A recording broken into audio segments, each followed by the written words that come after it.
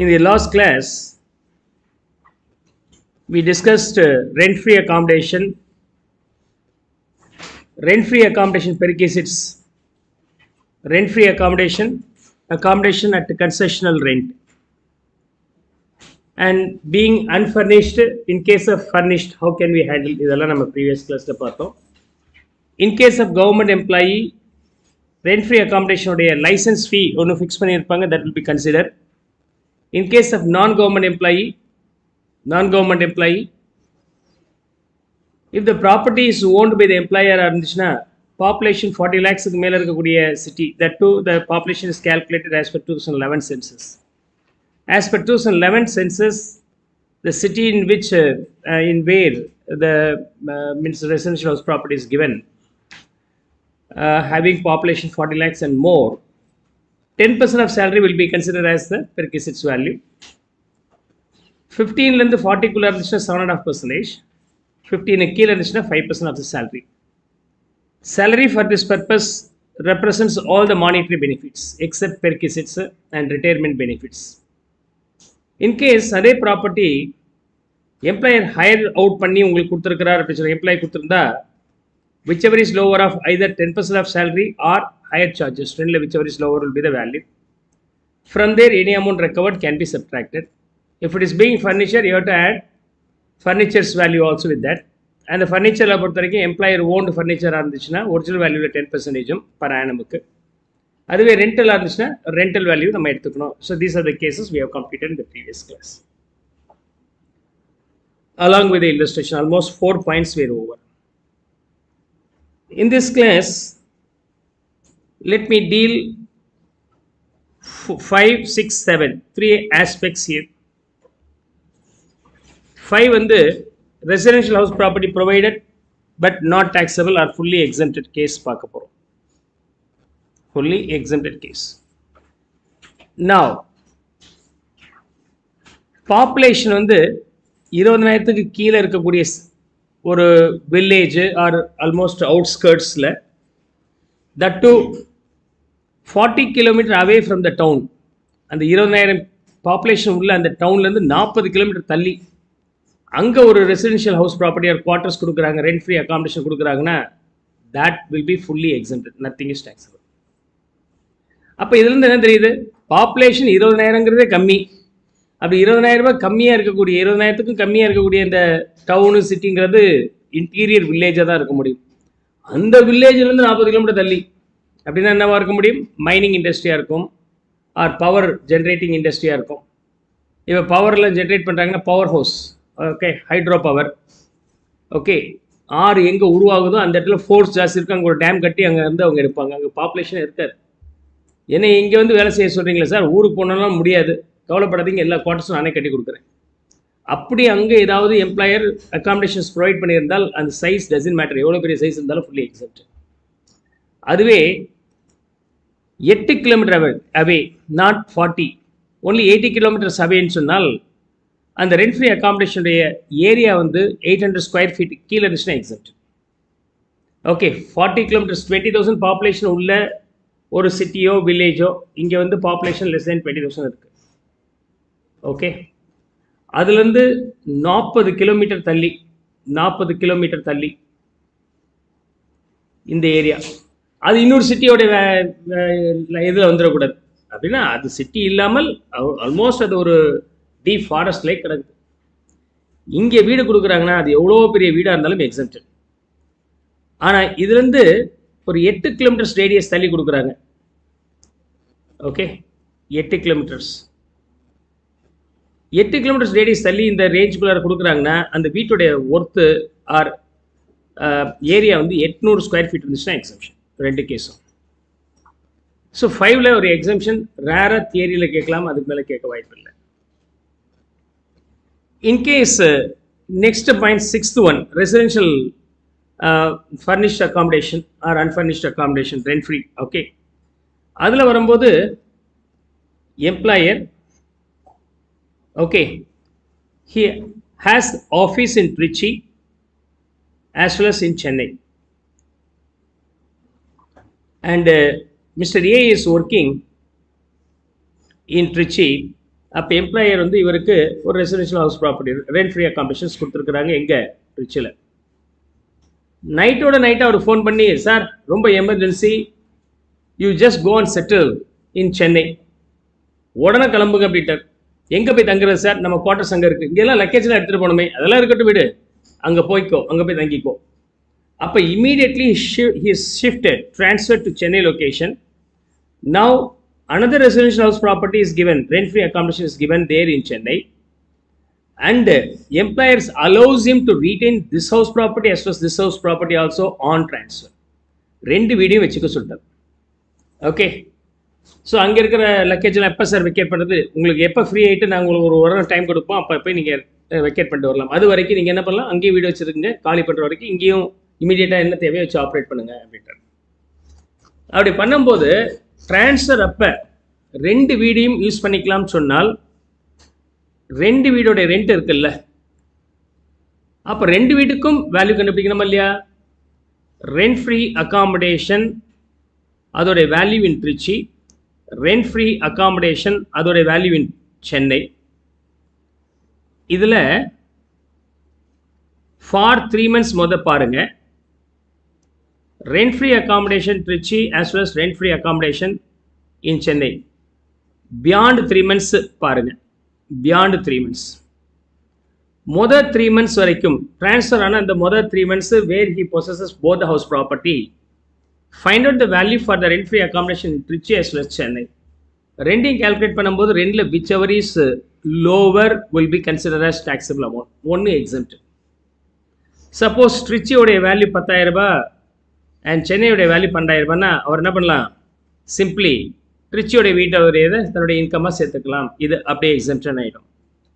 3 monthsக்கு மேலே போச்சுன்னா ரெண்டையும் சேர்த்துருங்க. இந்த வீட்டுக்கு ஒரு 10,000, இந்த வீட்டுக்கு 12,000 rupees. அப்போ for up to 3 months since the date of transfer, he can enjoy any one of the house properties value as own income, another house properties value is considered as nil, exempted. அப்போ naturally which ever is lower will be consider. So 10,000 எடுத்துக்கலாம் ஒவ்வொரு மாதத்துக்கு 3 மாதத்துக்கு. 3 மாதத்துக்கு மேலே ரெண்டு video வச்சிருந்தால் ரெண்டே ஆட் பண்ணிவிடுங்க, 22,000 rupees will be taken. For how many months he is retaining or allowed to retain both the house property, up to that period he is going to be paying tax for both the property. ரெண்டு ப்ராப்பர்ட்டிக்கும் tax கண்டுபிடிக்கணும். Clear? So 5, 6 ரெண்டாவது point பார்த்துச்சு. இந்த 6th point, in case of possession of two residential rent free accommodation on transfer, first 90 days அதாவது 3 months, whichever is lower of two rent free accommodation is taxable. ரெண்டில் ஏதாவது ஒன்று. After 90 days இருந்தால் both rent free accommodation is taxable. இந்த இதுக்கு ஒரு illustrations நம்ம பார்க்கலாம். So that will be very clear with this concept. Okay,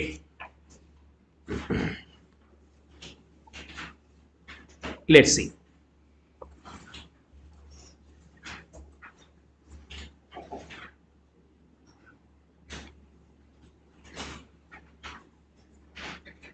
Mr. Ritesh is provided with an accommodation in Kolkata since April 2023.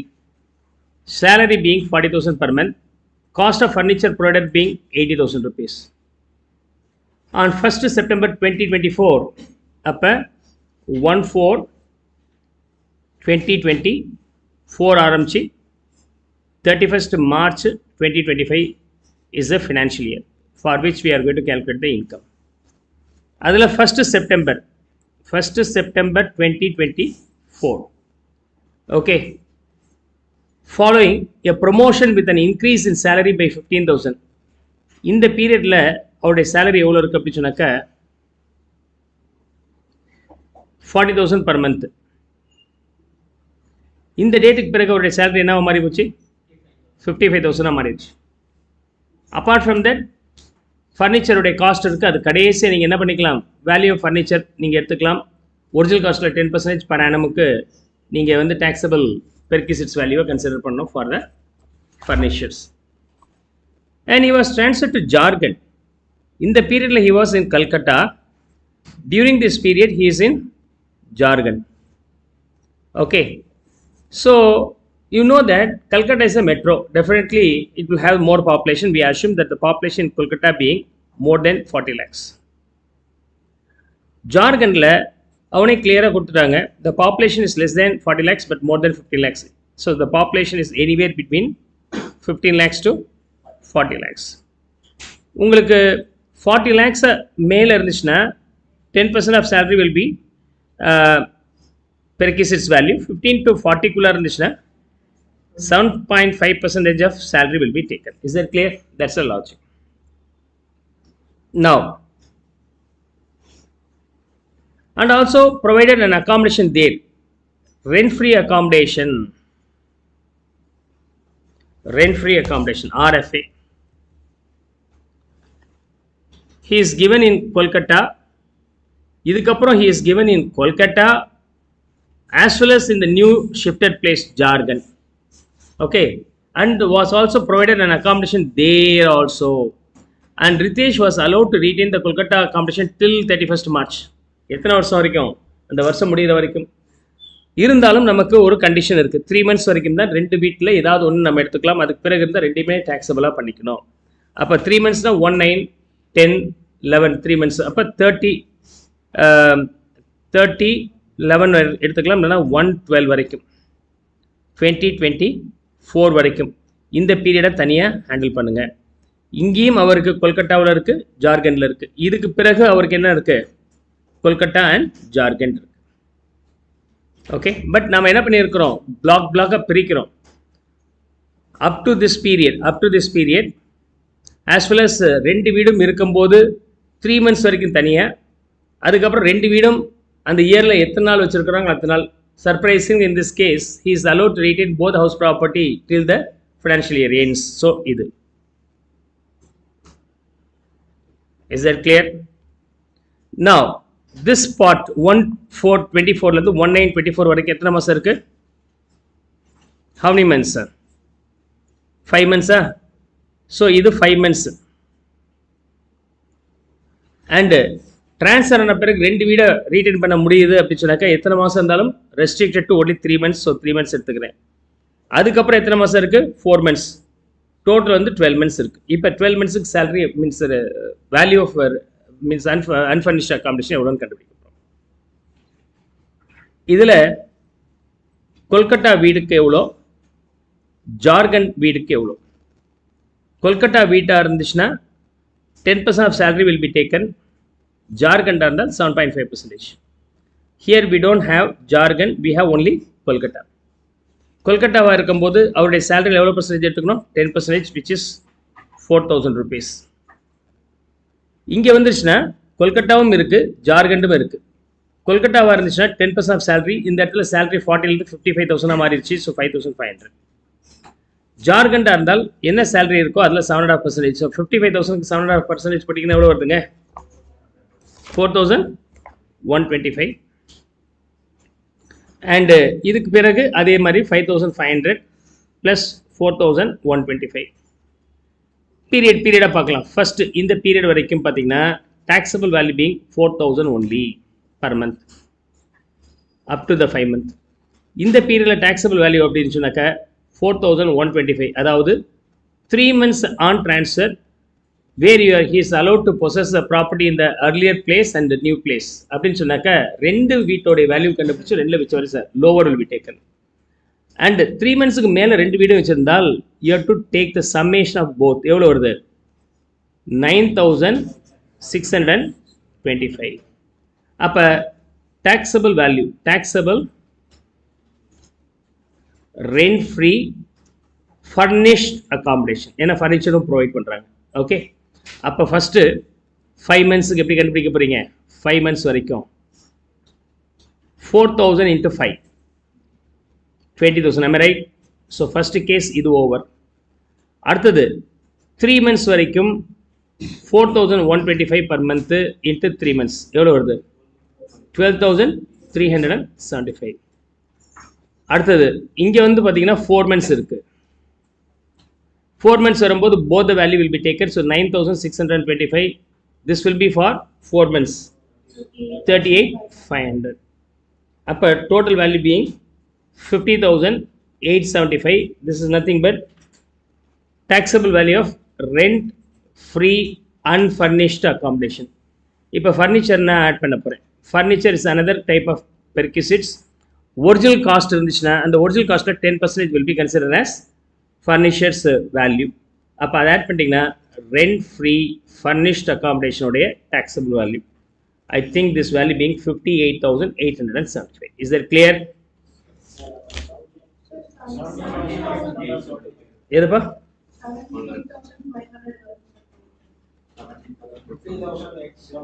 இது தப்பா வருதா?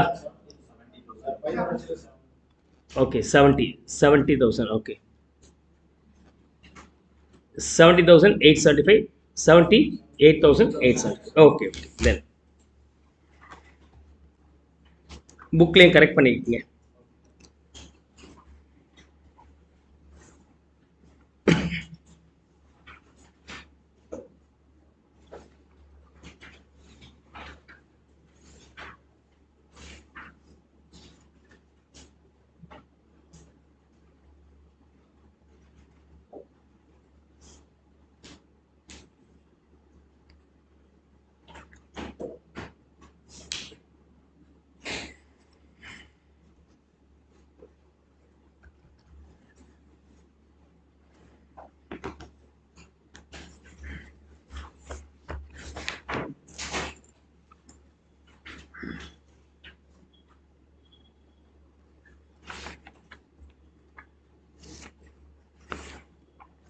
Clear na text பண்ணுங்க. We'll move on to the next one.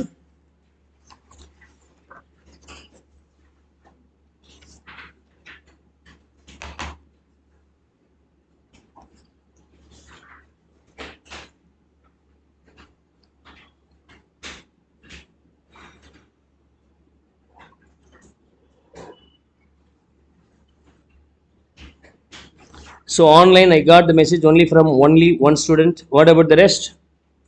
Text me.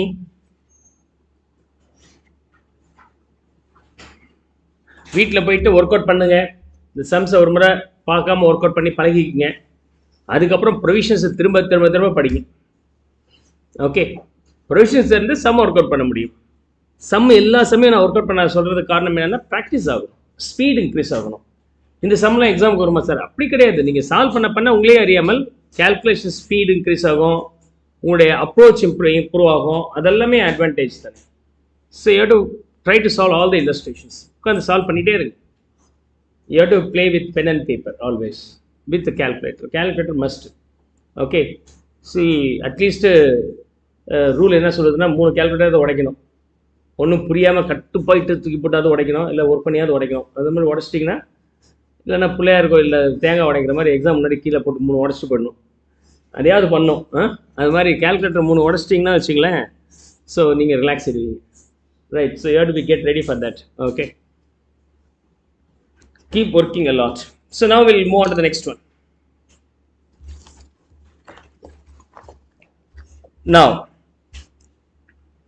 Now, the seventh point I'm going to discuss here is all about on transfer accommodation is temporarily provided in hotels.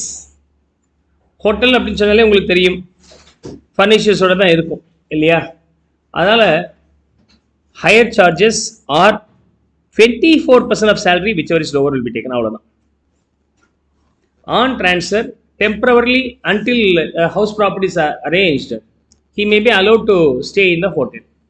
இப்போ ஹோட்டலில் stay பண்ணாங்கன்னா it's not only room, furniture is also provided. அதனால் இதுக்கு தனியாக அதுக்கு தனியெல்லாம் கிடையாது. 24% flat எடுத்துக்கிறாங்க. அப்போ இதில் வந்து பார்த்தீங்கன்னா this will be applicable for government as well as non government both.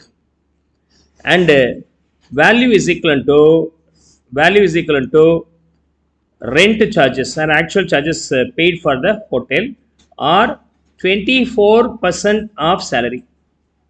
24% of salary ன்னு அர்த்தம் நான் ஏற்கனவே சொல்லிட்டேன். ஹோட்டலில் டெம்பரவரி ஸ்டே அப்படின்னு சொன்னாக்க ஒரு 20 நாள் 30 நாள். If the stay is provided less then or equal to 15 days ஆக இருந்துச்சுன்னா don't consider this for the taxability, it is exempted. If it is more than 15 days இருந்துச்சு அப்படின்னு சொன்னாக்கா of course automatically taxable. Okay, automatically it is taxable. இப்போ 15 days மேலே இருந்தால் taxable அப்படின்னு சொல்லியாச்சுன்னா இவர் வந்து ஒரு 25 நாள் ஸ்டே பண்ணியிருக்கிறார். அப்போ எப்படி சார் கால்குலேட் பண்ணுவீங்க அப்படி சொன்னாக்க அந்த 25 டேஸ் ஸ்டே பண்ணுறதுக்கு ரூம் ரெண்ட் ஒரு நாளைக்கு 2000 வச்சுங்க, 25 டேஸுக்கு 50,000 rupees. அதே மாதிரி அந்த 25 நாளைக்கு என்ன சேலரி அவருக்கு?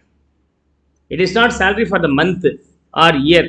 அந்த 25 நாள் எந்த நாளில் அவர் ஸ்டே பண்ணாரோ அந்த ஸ்டே பண்ண நாளுக்கு அவருக்கு என்ன சேலரி கொடுத்தோமோ அதில் 24% எடுத்துக்கணும். So it's your duty to find out what is the salary for this during the staying period in hotel 25 டேஸ்க்கு அதில் 24% நீங்கள் கால்குலேட் பண்ணிக்கிறோம்.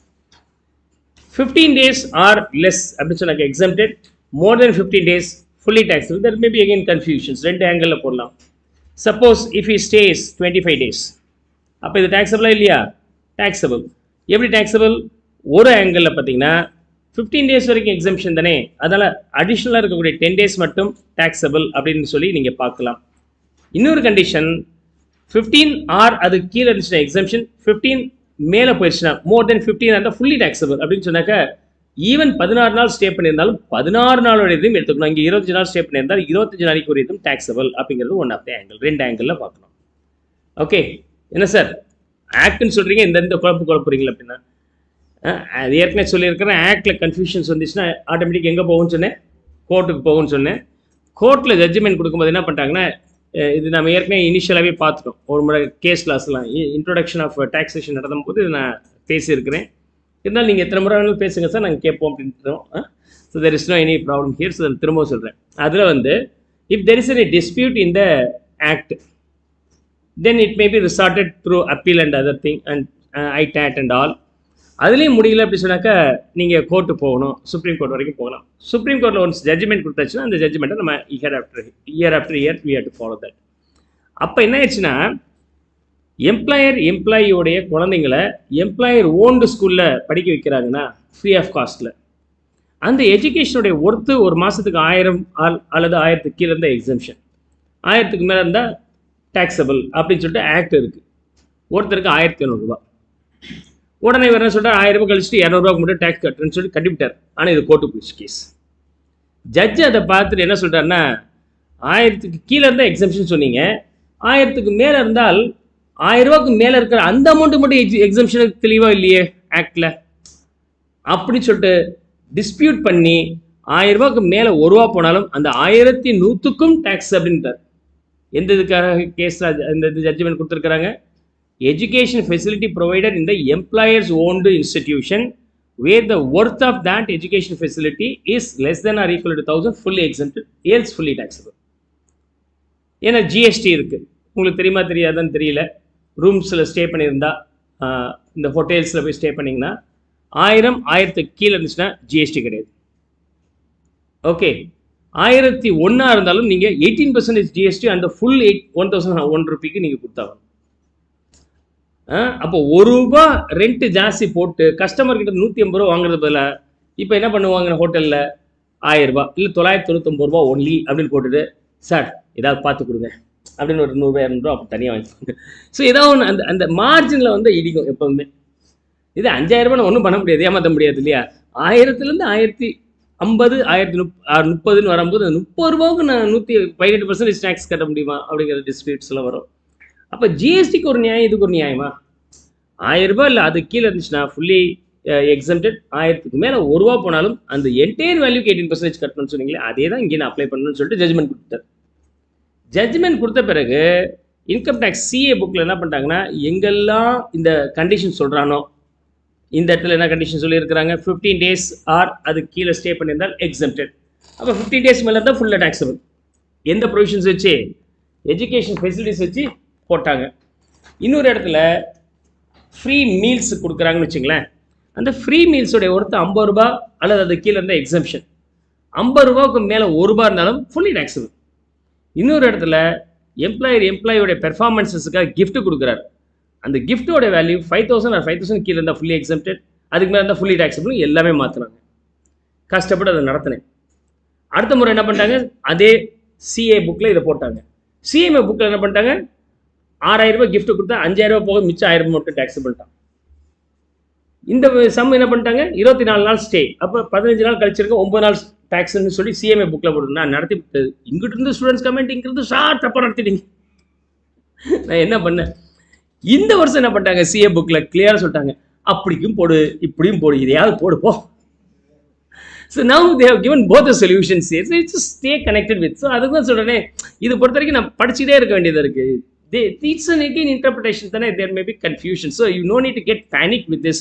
So what you can do this calculation. What is that? If you are staying even one day more than that 15 days, fully taxable அப்படிங்கிறது போட்டுட்டு கீழே ஒரு hint கொடுங்க, the other way of calculation அப்படின்னு சொல்லிட்டு the days beyond 15 only taxable அப்படின்னு calculate பண்ணலாம்னு சொல்லி விட்டுருங்க. இப்போ நீங்கள் சார்ட்டர் அக்கௌண்டன்ட் ஆகிட்டீங்க, உங்கள்கிட்ட ஒருத்தர் வந்து ஃபைல் கொடுக்குறாரு, எனக்கு கேல்குலேட் பண்ணி கொடுங்க அப்படின்னா நீங்கள் என்ன பண்ணலாம்? 25 days வந்துருச்சு, இந்த ஆப்ஷன் போவீங்களா இந்த ஆப்ஷன் போவீங்களா? மேலே இருக்க ஆப்ஷனா இந்த ஆப்ஷனா?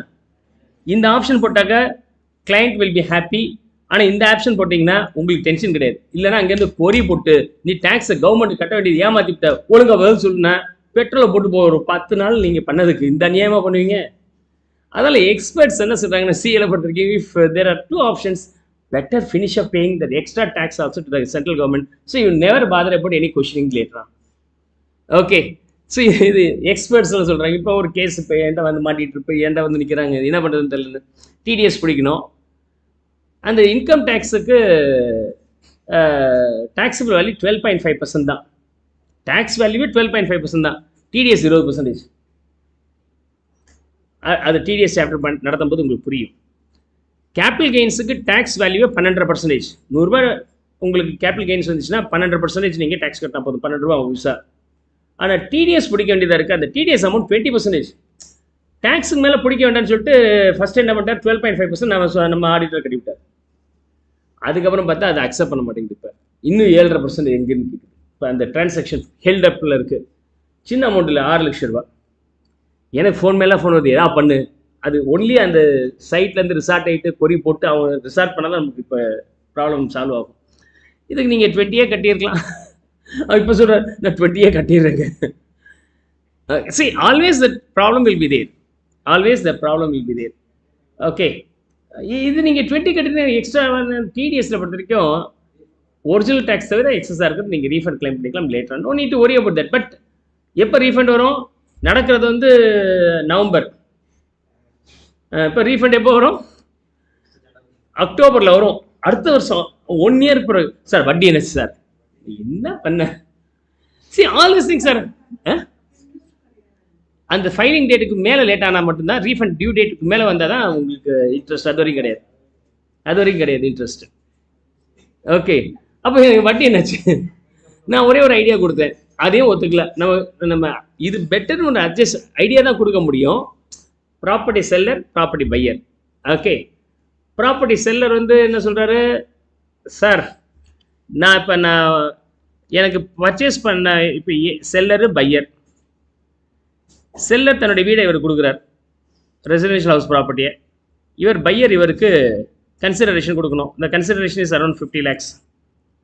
ஓகே, டிடிஎஸ் எவ்வளோ கட்ட வேண்டியது இருக்குன்னா 20% டிடிஎஸ் கட்ட வேண்டியதாக இருக்குது. எவ்வளோ? 10 லட்ச ரூபா. ஓகே, 10 லட்ச ரூபா டிடிஎஸ் கட்டணும். ஆக்சுவலாக அவர் வந்து செல்லர் என்ன சொல்கிறார், புலம்பி தீக்கிறார், சார் நான் வாங்கினதே 50 லட்சம் தான் சார், கழிச்சாக்க எனக்கு ப்ராஃபிட்டே வரல சார், எனக்கு டேக்ஸ் வருமா? டேக்ஸ் வராது, ஆனால் டிடிஎஸ் வரும். என்ன காரணம்? இந்த செல்லர் வந்து நான் resident. So you will be studying all those things under section 40 class A. அதில் போய் பார்ப்பீங்க. அண்டர்ஸ்டாண்ட் பண்ணிக்கிங்க. Any payment is made, the payer should detect the tax ahead. அது பேர் டிடிஎஸ்ன்னு பேர். இந்த அமௌண்ட் வந்து பையர் வந்து டிடெக்ட் பண்ணி செல்லருடைய டேக்ஸ் அக்கௌண்ட்டில் டெபாசிட் பண்ணிடுவார். செல்லருக்கு எவ்வளோ கொடுப்பாரு? 50 லட்சம் கன்சிடரில், 40 லட்சம் உங்கள் அக்கௌண்ட்டில் போட்டேன் சார் டேக்ஸ் அக்கௌண்ட்டில், இந்தாங்க பிடிங்க 40 லட்சம் கையில் கொடுப்பார். இவர் என்ன பண்ணோம், கவர்மெண்ட் கிட்ட ப்ரூஃப் பண்ணோம், சார் எனக்கு இன்கமே இல்லை சார், டேக்ஸே இல்லை சார், 0 டேக்ஸ் சார், ஏற்கனவே டிடிஎஸ் வந்து 10 லட்ச ரூபா எனக்கு தர வேண்டியவன் பிடிச்சி அக்கௌண்ட்டில் போட்டார் சார். அப்போ இதை கழிச்சாக்கா நீங்கள் தான் தர வேண்டியதாக இருக்குன்னு கவர்மெண்ட் கிட்ட கேட்குறேன், நீங்கள் தான் ரீஃபண்ட் பண்ண வேண்டியதாக இருக்குது. ஓகே, நான் ரீஃபண்ட் பண்ணுறேன். எப்போ? ஃபைலிங்லாம் முடித்த பிறகு. நான் அதான் சொன்னேன், அவசரப்படாதீங்க. இவர் யார் அப்படின்னு சொன்னாக்கா, இவர் ஓனரு, இவர் டெனண்ட்டாக இருக்கிறார். நீ அக்ரிமெண்ட் போடு டெனன்சியை, அந்த லாஸ்ட் 31st March அன்னைக்கு ட்ரான்ஸ்ஃபர் பண்ணுற மாதிரி போடு, கொஞ்ச நாளில் உங்களுக்கு வந்துடும். அது வரைக்கும் நீ ரெண்ட்டையாவது அனுபவிக்கலாம் அப்படின்னு. ஸ்டில் ஒரு 6 மாதம் நீங்கள் ரெண்ட் அனுபவிங்க. 31 போட்டிங்கன்னா 31 ஜூலை எல்லாத்தையும் க்ளோஸ் பண்ணிங்கன்னா அதுக்கப்புறம் ரீஃபண்ட் ஒரு மாதம் 2 மாதத்தில் வந்துட போகுது. நெவர் பாதர் அபவுட்னு சொன்னால் இல்லை க்ளோஸ் பண்ணலாம்.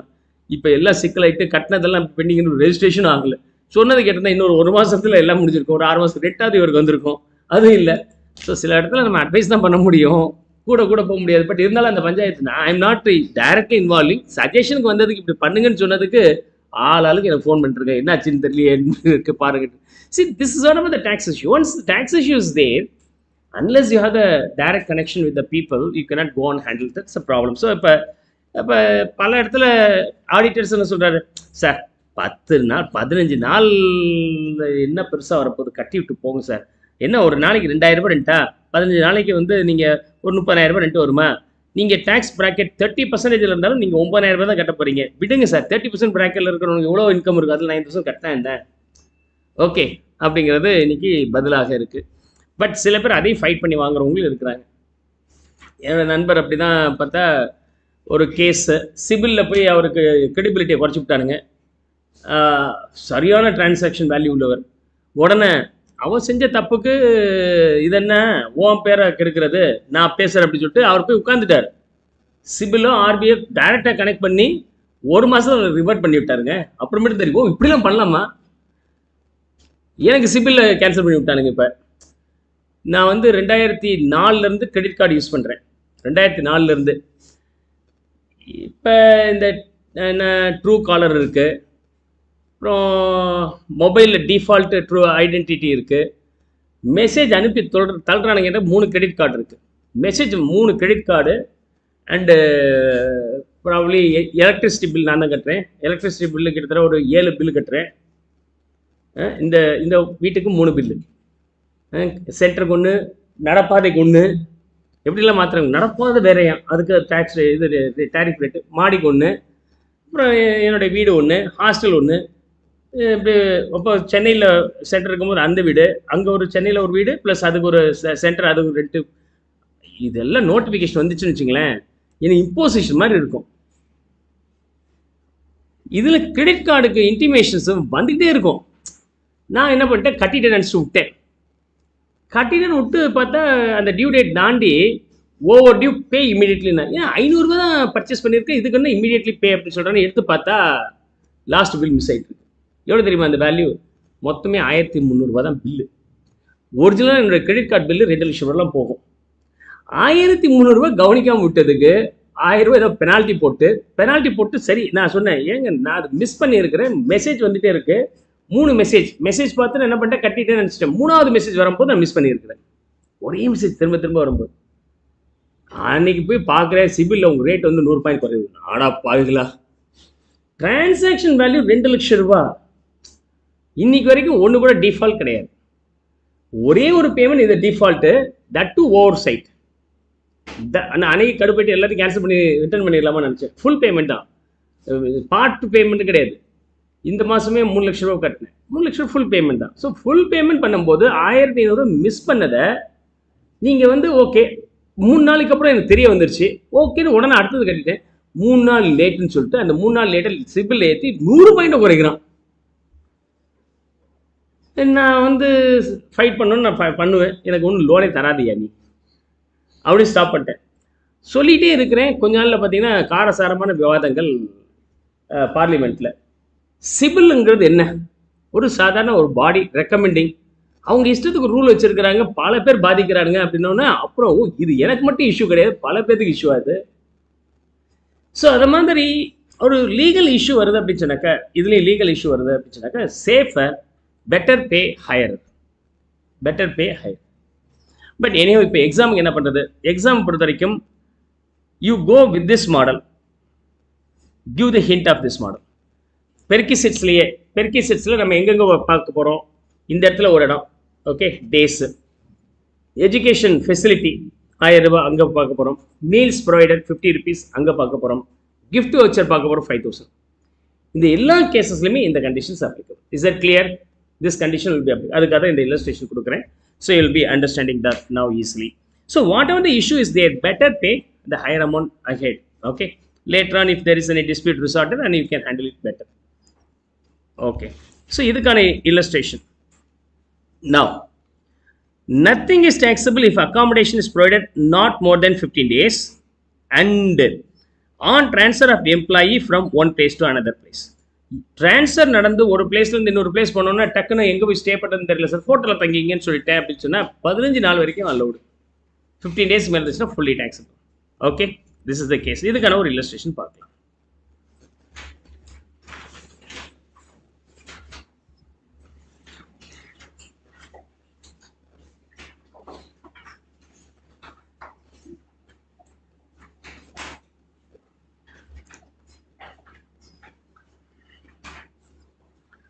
ஒவ்வொரு வார்த்தையும் ஒவ்வொரு கேசஸையும் கிளியராக அண்டர்ஸ்டாண்ட் பண்ணுங்க. நான் சுச்சுவேஷன் சொல்கிறேன் அப்படின்னு சொன்னாக்கா அதெல்லாம் வந்து பை ஹார்ட் ஆகணும், ஏன் இந்த மாதிரி நடந்துச்சு அப்படிங்க தெரிஞ்சுக்கிறதுக்காக தான். Okay, mister ஹைடர்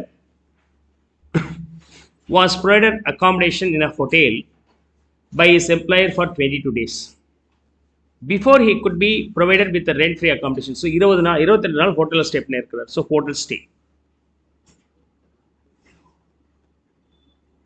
Okay, exempt, okay, are taxable as the stay in hotel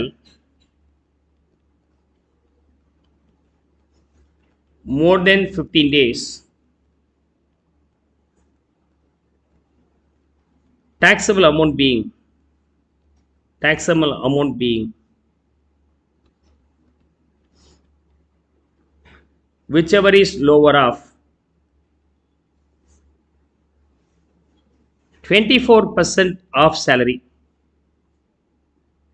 to actual hotel rent paid. Clear?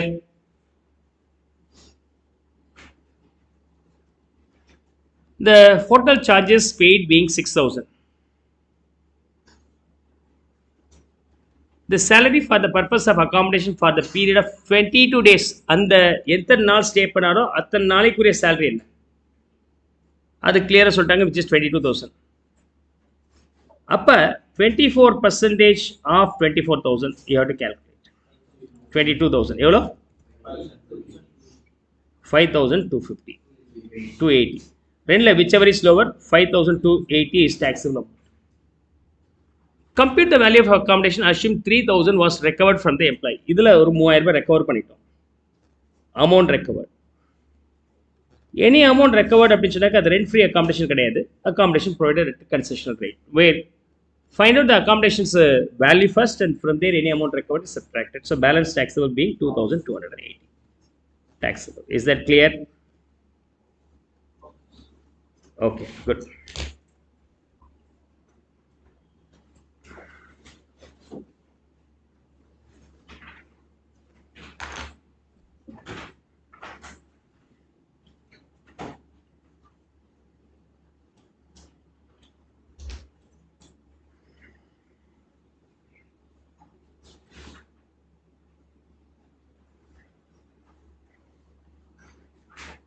Now,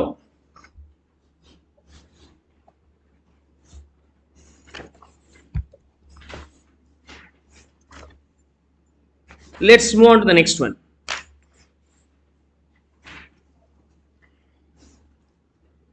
Prerequisitesல ரெண்டு விஷயங்கள். கிளாஸ் 1 and 2, ஒன்று ரெண்ட் ஃப்ரீ அக்காமடேஷன், ரெண்டாவது வந்து accommodation provided at concessional rate. So we have seen these two. இந்த ரெண்டு முடிச்சாச்சு. 1 and 2 over. ஃபேமிலினா என்ன, member of house ஹோல்ட்னா என்ன? ஓகே, ஃபேமிலி அப்படிங்கிறது he himself, the assessee, spouse, his parents and children. Okay, இதெல்லாம் ஃபேமிலியில் வரும். சில சமயம் டிபெண்டன்ட் பிரதர்ஸ் அண்ட் சிஸ்டர்ஸ், சில சமயத்தில் அதெல்லாம் நம்ம பிறகு பார்க்கலாம். ஆனால் மெம்பர் ஆஃப் ஹவுஸ் ஹோல்டுன்னு சொன்னால் அந்த வீட்டில் அவர் கூட சேர்ந்து வசிக்கிறவங்க. அதில் spouse, parents, children, their spouse. Okay, குழந்தைங்க அவங்களுடைய wife, daughter in law or son in law, or it may be. அவங்க இவங்களை நம்பி தான், இந்த அசோசியேட் நம்பி தான் இருக்கணும்னு அவசியம் இல்லை. Dependent or not doesn't matter. Dependent or not doesn't matter. But member of house ஹோல்ட்னா அந்த வீட்டில் இவரை நம்பி இருக்கக்கூடிய சர்வெண்ட்ஸ், எனி அதர்ஸ், பட் இவங்க இவரை நம்பி தான் இருக்கிறாங்கன்னா அவங்க வந்து மெம்பர் ஆஃப் ஹவுஸ் ஹோல்டுன்னு சொல்லுவாங்க. So you have to understand the difference between family and member of household. Sometimes there may be need to understand the difference between family and member of household. So point number, class subclass 1 subclass 2 is over currently, and one extra point also we now learned. Let me try to finish off 3 and 4 here. 3 and 4 here. 3 and 4. Okay. The 3 and 4 la enna varum? We have a complete list here. இதில் any benefit or amenity granted to specified employee is taxable. Employer, specified employee, specified employee. Now என்ன கொடுக்குறாரு? பெனிஃபிட்ஸோ அம்யூனிட்டிஸோ கொடுக்குறாரு. தென் this will be taxable. This will be taxable in the hands of specific employee. Sometimes specified employee, non-specified employee. Okay, non-specified. இவங்களுக்கு benefits and amenities கொடுக்குறாங்க on their demand. On their demand. Okay. இவங்க கேட்டு வேற வழி இல்லாமல் employer இவர் கொடுக்கிறார் அப்படின்னாக்கா taxable to all. நார்மலா எம்ப்ளாயராகவே பிரியப்பட்டு கொடுத்திருந்தால் taxable only for the specified. non-specified எம்ப்ளாய்க்கு exempt. இது என்னது? by employer voluntarily given. By employer voluntarily given. Benefits or amenities. Adana sir, amenities, water connection and gas connection, electricity connection. Employer common employee க்கு தன்னுடைய அவனுடைய குவார்ட்டர்ஸ்ல provide பண்ணிடுறார். இதுக்கான பில்லை நான் கட்டிக்கிறேன்னு சொல்றார். இது வந்து amenities. Benefits like servant provided and watchman provided, whatever it may be. அதுக்கான பேமெண்ட் எம்ப்ளாயர் நானே கட்டிடுறேன் அப்படின்னு சொல்றார். அப்படின்னு சொன்னால் அந்த பெனிஃபிட்ஸ். அல்லது ஃப்ரீ கார் கொடுக்கலாம். அண்ட் ஃபெசிலிட்டிஸ், ஸ்கூலில் படிக்கிறதுக்கு மேனேஜ்மெண்ட்டோடைய ஸ்கூலில் படிக்க வைக்கலாம். மெடிக்கல் ட்ரீட்மெண்ட், அவங்கள்ட்ட இருக்கக்கூடிய ஹாஸ்பிட்டல் நீ வந்து ட்ரீட்மெண்ட் எடுத்துக்கோன்னு சொல்லலாம். பிக்கப் அண்ட் ட்ராப், வீட்டுக்கு இருந்து ஆஃபீஸில் போகிறதுக்கு பஸ் இருக்குது, கம்பெனியோட பஸ், அதிலே ஏறிட்டு வந்துருங்க அப்படின்லாம். இந்த மாதிரி இருக்கக்கூடிய விஷயங்கள் எல்லாமே பெனிஃபிட்ஸ் அண்ட் அம்யூனிட்டிஸ். எம்ப்ளாயரை பிரியப்பட்டு கொடுக்கும்போது சில கேசஸில் ஸ்பெசிஃபிக் எம்ப்ளாய்க்கு டாக்ஸபிள், நான் ஸ்பெசிஃபிக் எக்ஸம்ப்டட். ஆனால் பெனிஃபிட்ஸ் அம்யூனிட்டிஸ் வந்து எம்ப்ளாயி டிமாண்ட் பண்ணி எம்ப்ளாயர் கொடுத்துருந்தால், எனக்கு வேணும்னு கேட்டு வாங்கிக்கிட்டே அப்படி சொன்னாக்கா நான் வந்து ஸ்பெசிஃபிக்காக இருந்தாலும் சரி, நான் ஸ்பெசிஃபிக்காக இருந்தாலும் சரி டாக்ஸபிள், எல்லாமே டாக்ஸபிள். இப்போ கொஸ்டின் வரும், who is called specified employee? அப்போ இதை படிக்கிறது நம்மளுடைய முக்கிய நோக்கமாக இருக்குது. ஃபர்ஸ்ட், ஸ்பெசிஃபைட் எம்ப்ளாயின்னு சொன்னால் மேனேஜ்மெண்ட் கேட்டகரியில் இருக்கிறவங்க எல்லாமே specified employee. Like director who can influence the owner, or he may have salary more than 50,000, then is a specified employee. Salary for this purpose is what? Salary for this purpose, specified employee calculation 50,000 ரூபாய்க்கு மேலே இருந்தால் ஆட்டோமேட்டிக்காக specific எம்ப்ளாயின்னு சொன்னீங்க. அப்போ சேலரினா என்ன? What is the salary for specific employee? All monetary benefits other then perquisites. Perquisites வராது, அது தவிர எல்லாமே பெர்கிசிட்ஸ் அண்ட் ரிட்டையர்மெண்ட் பெனிஃபிட், இது ரெண்டு எடுத்துருக்கேன். பெர்கிசிட்ஸ் வந்து நான் மானிட்டரி, ரிட்டையர்மெண்ட் வந்து ஹியூஜ் அமௌண்ட்டாக இருக்கும், சேர்த்து கனவுடான்னு போயிடும், அதை ரெண்டுமே எடுத்துருங்க. All one or other employer, அவர்கிட்ட இருந்து சேலரி வந்திருக்கு, ரெண்டு இடத்துல பார்ட் டைம் ஒர்க் பண்ணியிருக்கிறாருன்னா அங்கே வரக்கூடிய சேலரி நம்ம எடுத்துக்கணும், அதான் all. And you can claim the deduction under section 16 series. Whatever the net salary he gets, you know, If it is more than 50,000, then he is a specified employee. Previous class la salary for the different purpose na or chart poten. Okay, in case of payment of gratuity act covered, okay, basic plus DA forming part or non-forming part will be the salary for that. In case of entertainment allowance, basic only will be taken. Okay, in case of rent-free accommodation, all monetary benefits, salary drawn from one employer or two employer will also be clubbed. Before claiming deductions, you have to consider. Perquisite the retirement benefits that's salary for rent-free accommodation. In case of specific employee, RFA க்கு என்ன salary அது எடுத்துக்கணும், but deductions subtract பண்ணிக்கலாம். அந்த value 50 க்கு மேல இருந்துச்சுன்னா taxable, 50 க்கு இல்ல specific employee இல்லைன்னா கிடையாது. இது தவிர மற்ற பல கேசஸ்ல accept retrenchment compensation, salary means 3: basic, DA forming part and fixed percentage of commission. Just recollect all these things. So அதோட லாஸ்ட் காம்பனன்ட் நம்ம முடிஞ்சது. retrenchment compensation salary அப்படிங்கிறது all the components including bonus and whatever it may be, provided average of 3 months or 4 weeks or 10 days. இதெல்லாம் நம்ம பார்த்தோம். As per the Industrial Dispute Act it will be provided. So most probably in your exam that salary for that purpose is given. நீங்க worry பண்ண வேண்டிய அவசியம் இல்லை அப்படிங்கிறத நம்ம பார்த்தோம். ஸோ இப்போ 3 and 4 படிக்கிறதுக்கு நமக்கு ரொம்ப முக்கியமாக தெரிஞ்சுக்க வேண்டியது who is called specific employee, அதை தெரிஞ்சுக்கணும். So will finish up that first of all before we go further. Not only director, okay, administrative power இருக்கிறவங்க எல்லாமே வந்துருவாங்க. We'll start with that one now.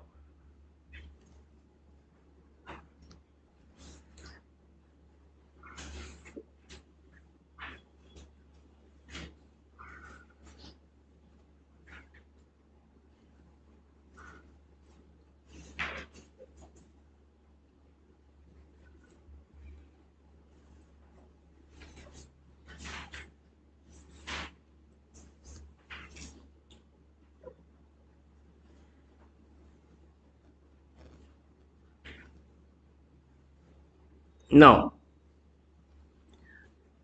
section 17 class 2 subclass 3, this will be taxable only for the specified employees அப்படின்னு நம்ம பார்த்தோம். Okay,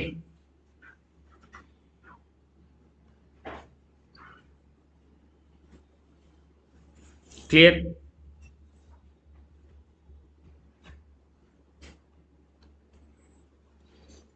Okay, any benefit or amenity granted to specified employee is taxable. But then you have to understand specified employee. For this class, we need to know specified employee. Benefits and amenities ஒரு list கொடுத்துருக்கிறேன். இந்த list எல்லாமே நம்ம பார்க்க போகிறோம்.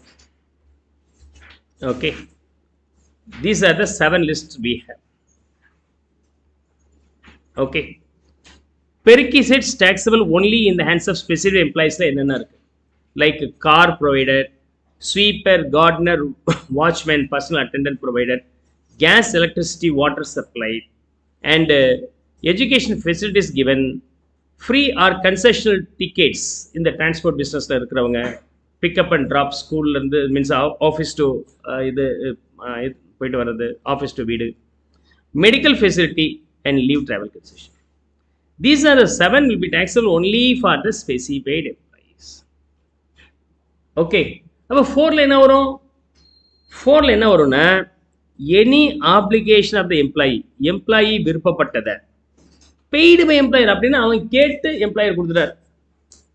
நீ கேட்டு கொடுக்குறாருன்னா உன்னால் அந்த மேனேஜ்மெண்ட்டில் இருக்கக்கூடிய டாப் பாடியை உன்னால் கண்ட்ரோல் பண்ண முடியுது. அப்போ நீ ஸ்பெசிஃபைட் உன் கையில் பணம் வந்தாலும் நீ டேக்ஸ் கட்டி ஆகும். That's a logic. Is that clear? So, before we go discussing all these 7 points, we'll first finish up who is called the specific employee calculation. Number 1 being directory employee, company arda. Number 3 being monetary benefit in excess of 50,000 rupees. Monetary benefits in excess of 50,000 rupees. அதுவே partnership firm அப்படின்னு வச்சுங்க, XYZ limited company or XYZ and Co partnership firm, partnership firm. இதில் mister X holds a share 20%.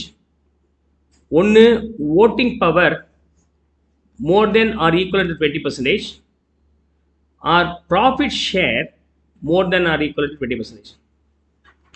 Okay, சில இடத்துல voting power இருக்கும், சில இடத்துல வந்து ப்ராஃபிட் ஷேர் இருக்கும். ஓகே, ஈவன் கம்பெனியாக இருந்தாலும், கம்பெனியாக வரும்போது ஷேர்ஸ் இருக்கும். அப்போ நீங்கள் எது எடுத்துக்கலாம்? ஸோ ஃபேர்மாகவும் இருக்கலாம், கம்பெனியாகவும் இருக்கலாம்னு வச்சுக்கோங்க. ஓட்டிங் பவர் வந்து கம்பெனிக்கு பொருந்தும், ப்ராஃபிட் ஷேர் வந்து ஃபேர்முக்கு பொருந்தும், அப்படி வச்சுக்கலாம். அப்படி 20% மேலே இருந்தால், mister X being specified employee, if he gets any perquisites from XYZ and Co, always that is taxable. Okay, so director employee on the taxable, 50,000 மேல the taxable. Apart from that, if that particular employee can control or influence due to shareholding or voting power. Okay, shareholding or profit sharing, sir. Shareholding or profit sharing. Company na voting power, shares வச்சு அப்போ 20% மேலே, 20 அதுக்கு மேலே இருந்துச்சுன்னா நீங்கள் specific எம்ப்ளாயை மாறிடுவீங்க. அதுவே partnership firm இருந்தால் உங்களுடைய share of profit 20,000 or 20% or more then that அப்படின்னு சொன்னாக்க நீங்கள் specific employee. These two cases you are being the specific employee. Is that clear?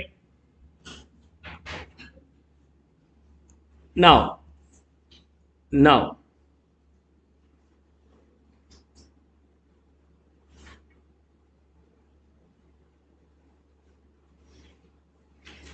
இந்த 20% அப்படிங்கிறது யார் ஹோல்ட் பண்ணியிருக்கணும்?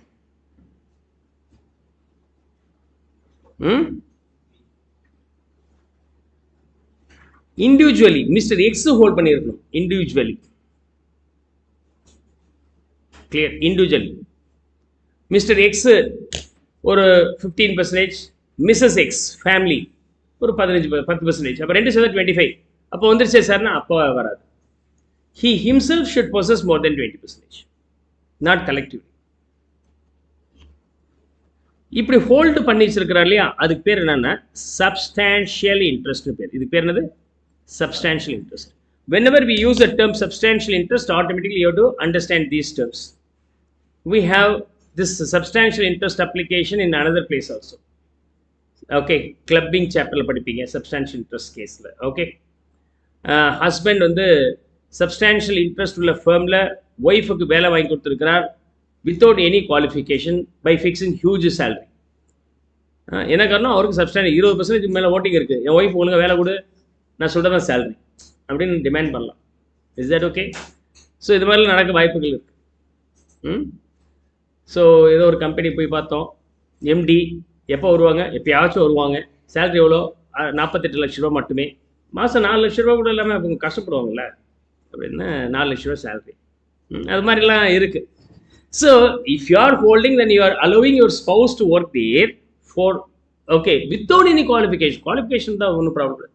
சிங்கர் அகாடமி உங்கள் ஸ்பவுஸ் தானே சார் ஒர்க் பண்ணுறாங்க அப்படின்னா she has the qualification, no problem, doubt இல்லைல்ல.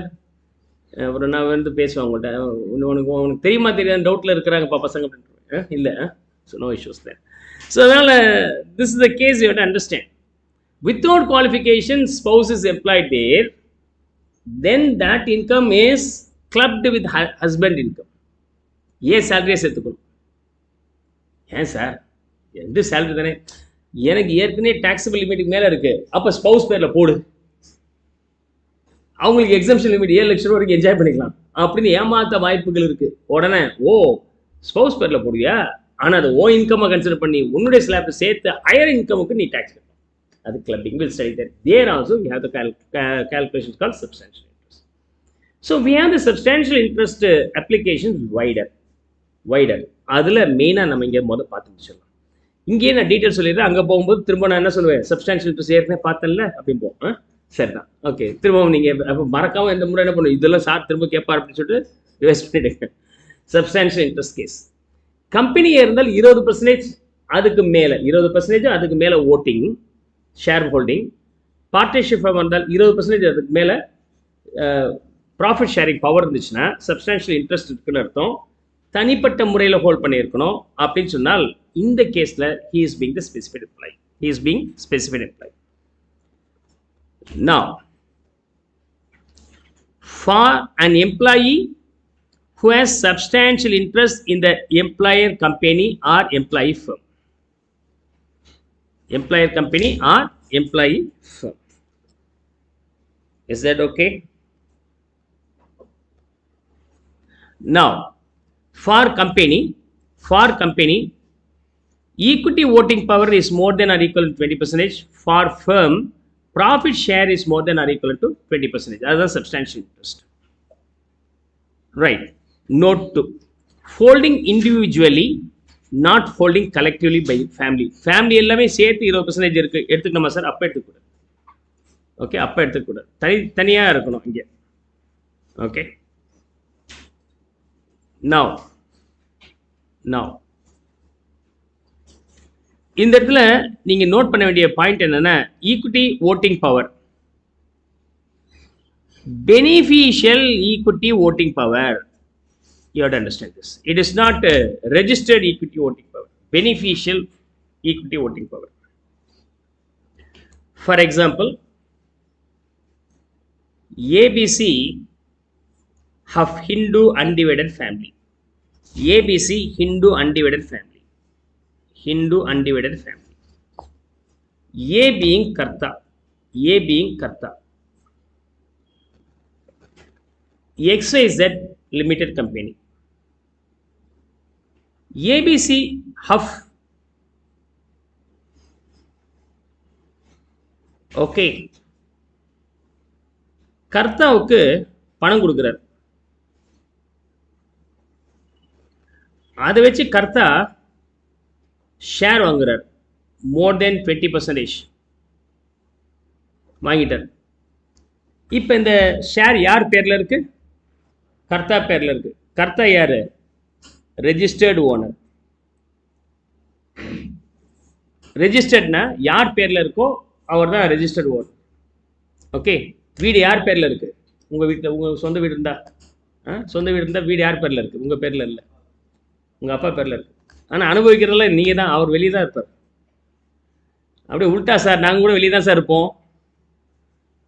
சரி தான், அண்டர்ஸ்டாண்ட் தட். ஸோ பல விஷயங்கள், பைக்கு உங்கள் அப்பா பேரில் இருக்கும், நீங்கள் தான் எடுத்து சுற்றிட்டு இருப்பீங்க. வச்சுட்டு போனால் அவங்க பயப்பாரு, என்னது போட்டு கீழே உடச்சிடுறாங்க. என்ன திட்டினா அதுக்கு கருத்து சொல்கிறாங்க. அது மாதிரி நம்ம எல்லாம் உடச்சி போட்டு இருப்போம். அப்புறம் அவர் சரி பண்ணி வச்சோன்னா திரும்ப ஃப்ரெஷ்ஷாக எடுத்து திரும்ப உடப்போம். ஸோ இதெல்லாம் வந்து பண்ணலன்னா அப்புறம் அர்த்தம். ஸோ இது ரெஜிஸ்டர்டு ஒன். பேர் ஒருத்தர் பேரில் இருக்குது, அனுபவிக்கிறது ஒருத்தர். Though this house property, this holding is in the name of A, who is being the karta of the house, but that amount is received from ABC அப்படின்னு சொன்னாக்க, இதுலேருந்து டிவிடெண்ட் வந்துச்சுன்னா அந்த டிவிடெண்டை மரியாதையை குடும்பத்துக்கு கொடுத்துடணும், இல்லை குடும்ப சண்டைக்கு கொடுத்துடணும். இங்கே பார், நம்ம குடும்ப சொத்தை உன் பேரில் போட்டு வச்சிருக்கோம், இல்லை நீ அனுபவிப்பியா, ஒழுங்காக எங்களுக்கு பிரித்து கொடு.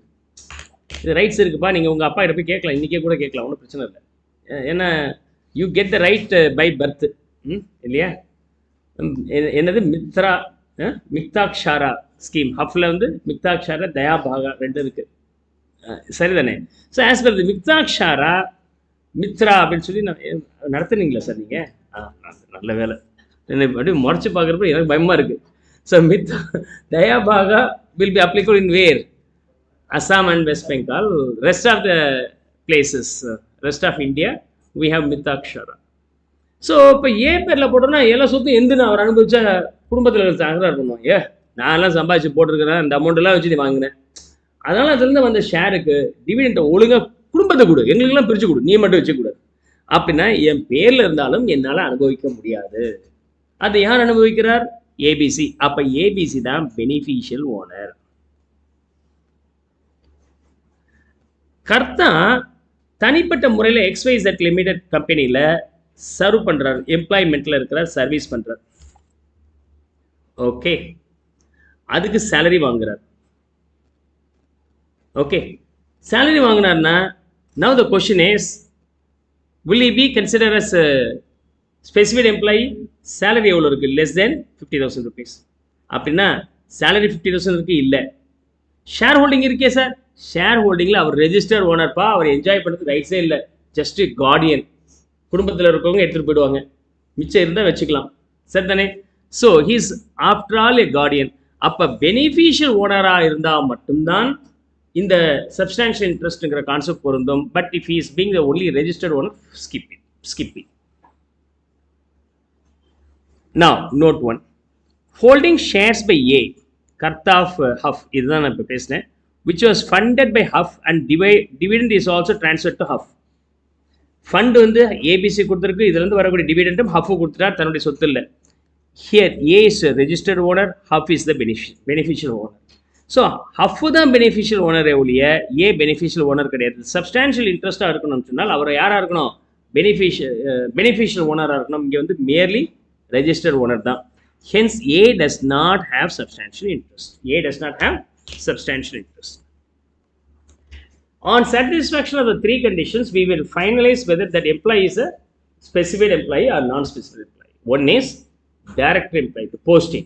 Second one is holding control, 20% shareholding or 20% profit holding. Okay, provided he should be the beneficial owner. Third being, his salary should be more than 50. Okay, salary means all the items will be included except perquisites as well as retirement lump sum benefits and all. And deduction is subtracted. After that, if the value is 50,000 and more, so 50 above more than 50, it's not exactly 50,000, more than 50,000. Exact 50 or the kilo is not non-specific.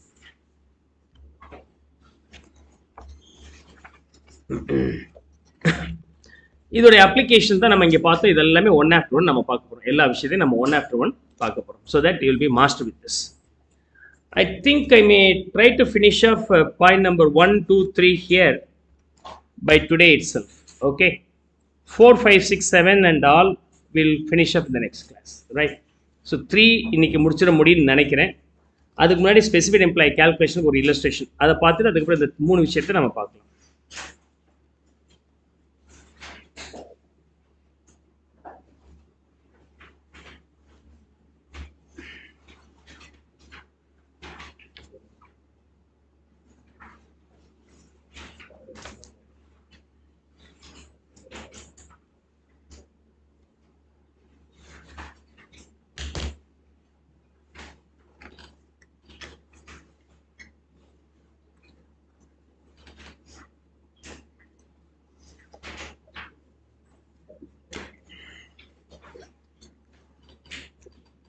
Now, specified employee na conditions.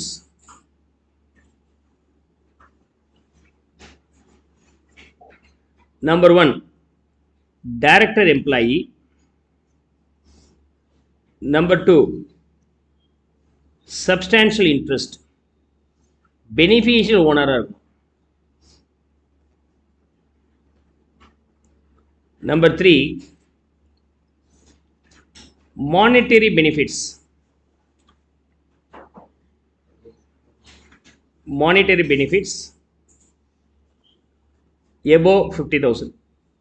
இந்த மூணுல ஏதாவது ஒன்று satisfy ஆச்சுன்னா okay, all or any one. Okay, satisfied, then he is specified employee. All not satisfied or none, satisfied none, then he is non-specified employee. Clear? Mr. M is an employee of Z Limited. His basic pay is 74,000. Salary for this purpose will be taken all these things. So basic being 74,000 per annum. Dearness allowance being 12,000 per annum. DA. Okay, DA 12,000. Medical allowance. Allowance சொன்னால் பணமா தராங்க. Medical facilities சொல்லிட்டா அது பெனிஃபிட்டா கொடுத்துறாங்க, பணமா தர மாட்டாங்கன்னு அர்த்தம். அதான் அலவன்சஸ்க்கும் பெர்கிசிட்ஸ்க்குள்ள டிஃபரன்ஸை கிளியர் அண்டர்ஸ்டாண்ட் பண்ணிங்க. மானிட்டரி பெனிஃபிட்ஸ் சொன்னேன். Allowance is a monetary benefit to the extent of taxable value we have to take. So medical allowance. அலவன்சஸ்ல எக்ஸம்ஷன் நீங்க ஏற்கனவே படிச்சிருக்கிறீங்க. எதுக்கெல்லாம் எக்ஸம்ஷன் வரும்? Children education, hostel and transport எம்ப்ளாயீஸுக்கு, டிரான்ஸ்போர்ட் பிஸ்னஸ் பண்ணுறவங்க, டெஃப் அண்ட் டம் கேஸில் வந்து transport allowances are some official related வரும்போது to extent of actual spending like travelling and daily allowance conveyance TDC. Okay, TDC. Okay, C வரும்போது conveyances allowance இந்த மூணு. Okay, இந்த மூணு அலவன்சஸ் வந்து ஆக்சுவல் ஸ்பெண்டிங் வரைக்கும் நீங்கள் டிடக்ஷன்ஸ் கிளைம் பண்ணிக்கலாம் அப்படின்னு நம்ம பார்த்தோம். இது தவிர சிட்டி காம்பன்சேட்டரி இதெல்லாம் இருக்குது. இந்த ஆல்டிடியூடு ஐலாண்டு அதெல்லாம் மனப்பாடம் பண்ண முடியாதுன்னு சொன்னேன். அப்படியே கொஸ்டின் வந்தாலும் அது முடிஞ்ச வரைக்கும் guess and write this, that's all. Okay, now conveyance allowance. Conveyance allowance வரும்போது ஆக்சுவல் ஸ்பெண்டிங் வரைக்கும் டிடெக்ட் பண்ணிக்கலாம். பட் அது ஒன்றும் ஸ்பெண்டிங் பற்றி கொடுக்கல, அதனால் fully taxable.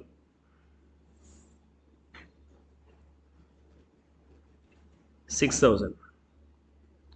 Professional tax detected from is salary. சேலரியிலேருந்து ஒரு 1000 ரூபாய் டிடெக்ட் பண்ணியிருக்கிறாங்க ப்ரொஃபஷனல் டேக்ஸு. அண்டு அப்போ இது வந்து நீங்கள் என்ன பண்ணிக்கலாம், செக்ஷன் 16 கிளாஸ் 3ல டிடக்ஷன்ஸ் கிளைம் பண்ணிக்கலாம் professional tax. Free lunch. Free லஞ்சுங்கிறது என்னது? Perquisites not to be includable. Free lunch இது பெர்கிசிட்ஸ், பெர்க், அதால not considered for this purpose. For this purpose provided during the office hours valued at ₹12,000. அதோட value பண்ணாரு, but இது கிடையாது, நம்ம consider பண்ண மாட்டோம். Free education. ஃப்ரீ எஜுகேஷன் வேற, ஃப்ரீ எஜுகேஷன் அலவன்ஸ் வேற. எஜுகேஷன் அலவன்ஸாக இருந்தால் ₹100 per child per month is exempted. Free எஜுகேஷனாக இருந்துச்சுன்னா அது perquisites for this purpose. It will not be included in the salary. Salary சேர்க்கக்கூடாது. Okay. Free education for 2 children in a school owned and maintained by the employer. School tuition fee for both the children is estimated. இதெல்லாம் விட்டுருங்க. இது education ஃப்ரீனாலே அது வந்து பெர்கிசிட்ஸ் தான். Is Mr. A specified or non-specified? As in this case, it is very clearly stated whether he is a director or not. அதை பற்றி சொல்லலை அப்படின்னா இல்லைன்னு அஷ்யூம் பண்ணிக்கலாம். அண்ட் சப்ஸ்டான்ஷியல் இன்ட்ரெஸ்ட் இருக்கான்னு சொன்னால் ஷேர் ஹோல்டிங்கை பற்றி கொடுக்கல. அதனால் we understand that he is not being the beneficiary in holding the shares or voting power, profit sharing. Monetary மட்டும்தான் பார்க்கணும். அப்போ மானிட்ரி பார்க்கும்போது இது எல்லாத்தையும் ஆட் பண்ண எவ்வளோ வருதுங்க? 1,02,000 rupees. அப்போ நம்ம என்ன பண்ணிக்கலாம், செக்ஷன் 16 கிளாஸ் 1ல 1Aல என்ன உண்டு? Standard deduction எவ்வளோ? ஃப்ளாட்டாக 50,000 rupees when if he is not apting 115 BAC. What happens if he apts 115 BAC? இது வரைக்கும் அதே தான், பட் எவ்வளோ வரைக்கும் கிளைம் பண்ணிக்கலாம்? 75,000 வரைக்கும் கிளைம் பண்ணியிருந்திருக்கலாம். And section 16 clause 3 entertainment allowance allowable only for the government employees. மற்ற கேஸில் அது வரவே வராது, விட்டுலாம். இப்போ செக்ஷன் 16 கிளாஸ் 3ல professional tax if any paid will be subtracted. அப்போ அல்டிமேட் வேல்யூ பீங் 51,000. 51,000னா yes, then is a specified employee. அதனால் என்ன ஆயிடுச்சு, இவர் ஸ்பெசிஃபைட் எம்ப்ளாயியாக மாறிட்டார். Hence is a specified employee. Mister M being specified employee. அதுவே 115 பிஎஸ்சி பார்த்தீங்கன்னா 1,02,000 மைனஸ் ஸ்டாண்டர்ட் டிடக்ஷன் லிமிட் வந்து 75 மாறி போச்சு. 16 clause 3, 16 class 2 will not be applicable here. அப்போ 1,27,000 rupees வருது. Sorry, 27,000 rupees. In this case, not satisfied. This one not satisfied. This one, this is also not satisfied. Then non-specified employee. Non-specified employee.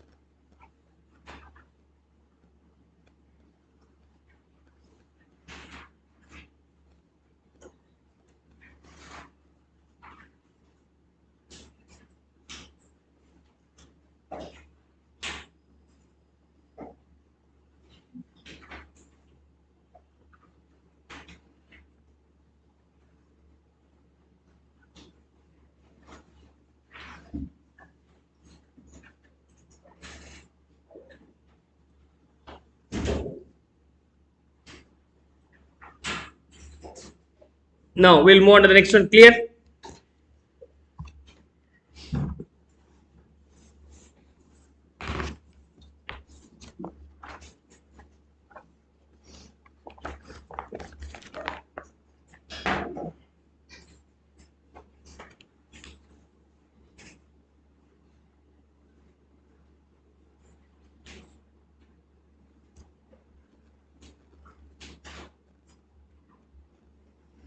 Let's see.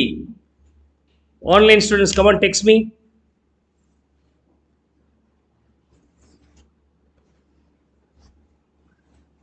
Prerequisites la, let me start with first one.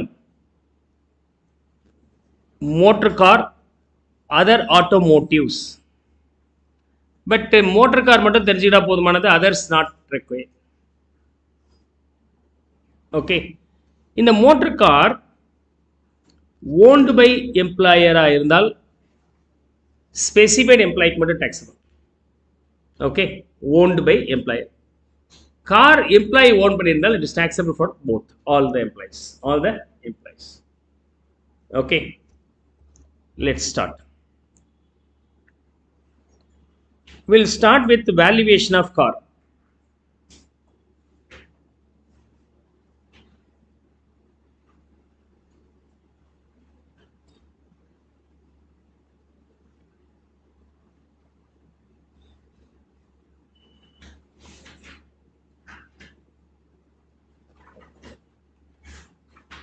So simple இந்த லிஸ்ட்டை மைண்டில் வச்சுக்கலாம்.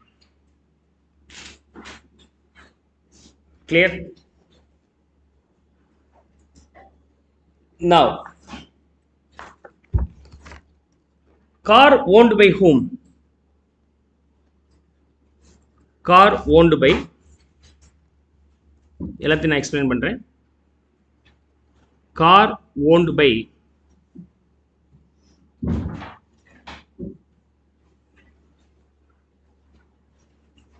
employer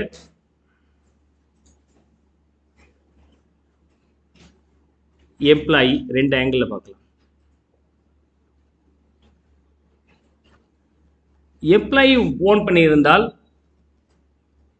taxable for all employees under section 17 class 2 subclass 4, and in case if the car is owned by the employer, taxable only for specified employee section 17 class 2 subclass 3 and 4. Okay, ரெண்டு செக்ஷனையும் நம்ம சேர்த்து பார்க்குறோம். 3 வந்து specified எம்ப்ளாய்க்கு மட்டும் taxable, அதுவே 4ல் வந்துட்டா யாராக இருந்தாலும் taxable.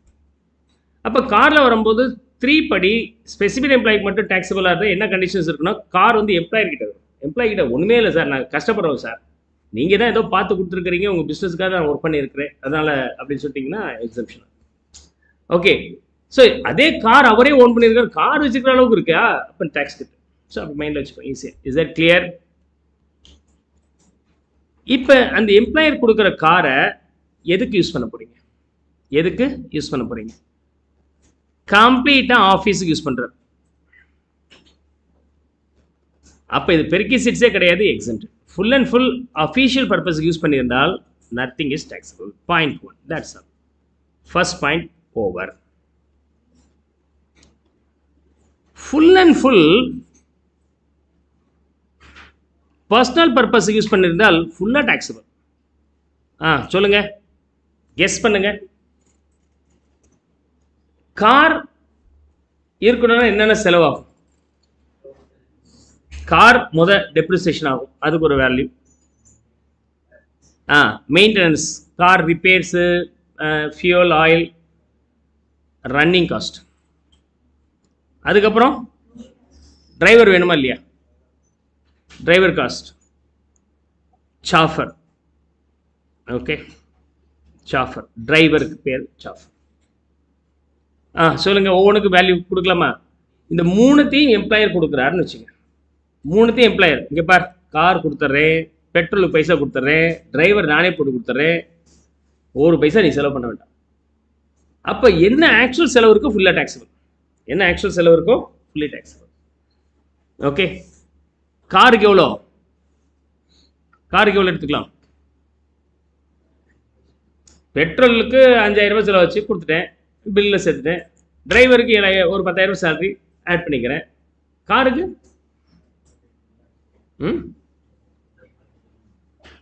எவ்வளோ? ஃபர்னிச்சர்ப்பா, ஃபர்னிஷ்டு. அப்படி மைண்டில் வச்சுக்கணும் டக்குன்னு. ஃபர்னிஷ்ட் அகாமடேஷனில் ஃபர்னிச்சரோட வேல்யூக்கு நம்ம 10% போடுறோம்னா அது மாதிரி இருக்குது 10%. மிச்சம் ரெண்டுமே ஆக்சுவல். இதுதான் டாக்ஸபிள் வேல்யூ. இதில் வரும்போது எப்படி வரும்? Car, running, chauffeur. Running actual, chauffeur actual. Car தான் எம்ப்ளாயோடது, உன் கார் தான் நீ தான் ஓட்டிகிட்டு இருக்கிற, அதெல்லாம் இது நாட் அப்ளிகபிள். அதனால் இதுவும் ஓவர். அஃபீஷியலாக இருந்தால் ஃபுல்லி எக்ஸம்ப்டட், பர்சனல் தான் ஃபுல்லி டாக்ஸபிள். எம்ப்ளாயர் என்னென்ன கொடுக்குறாரோ எல்லாமே டாக்ஸபிள். கார் கொடுத்துருந்தா அந்த காரோடைய வேல்யூக்கு 10%. மற்றது எல்லாமே actual cost will be taken. It's normal wear and டேருக்கான டெப்ரிசியேஷன் சார்ஜஸ் தான் இது. Second point over. இந்த மாதிரி இருக்காது, அந்த மாதிரி இருக்காது இல்லையா? ப்ராக்டிக்கல் லைஃப்பில் காரை கொடுங்க சார், ஆஃபீஸுக்கு யூஸ் பண்ணுறேன் அப்படின்பா, வீட்டுக்கும் சேர்த்து யூஸ் பண்ணிப்போம். அப்போ both official as well as personal, official and personal ரெண்டுக்கும் யூஸ் பண்ணால் என்ன பண்ணலாம்?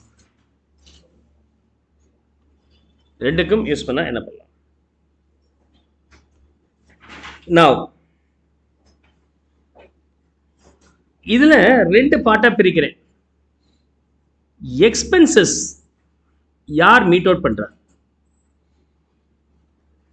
எம்ப்ளாயரா, எம்ப்ளாயியா?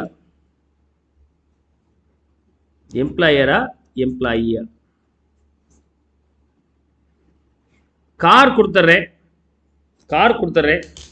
செலவு நீ பார்த்துக்கோ. உனக்காக கார் வாங்கி கொடுத்துட்றேன், செலவு நீ பார்த்துக்கோ. காரும் கொடுத்துட்றேன், செலவும் கொடுத்துட்றேன், நீ ஆஃபீஸுக்கும் யூஸ் பண்ணிக்கோ, வீட்டுக்கும் யூஸ் பண்ணிக்கோ. Both the purpose.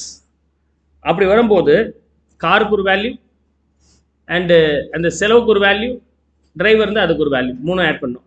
ஆனால் டிரைவர் 10,000 சம்பளம் எல்லாம் சேர்க்க முடியாது சார். ஆஃபீஸுக்காக சார் டிரைவரை போட்டிருக்கிறீங்க சார், நானும் கொஞ்சம் யூஸ் பண்ணிக்கிறேன் சார். அப்புறம் எப்படி எல்லாத்தையும் எனக்கு சேர்ப்பீங்க? அப்போ ஒரு ஸ்டாண்டர்ட் நம்பர் கொடுத்துறாங்க, அந்த நம்பர் கொடுத்துருங்க. What is that? cc of the car matters here. Cubic capacity of the car.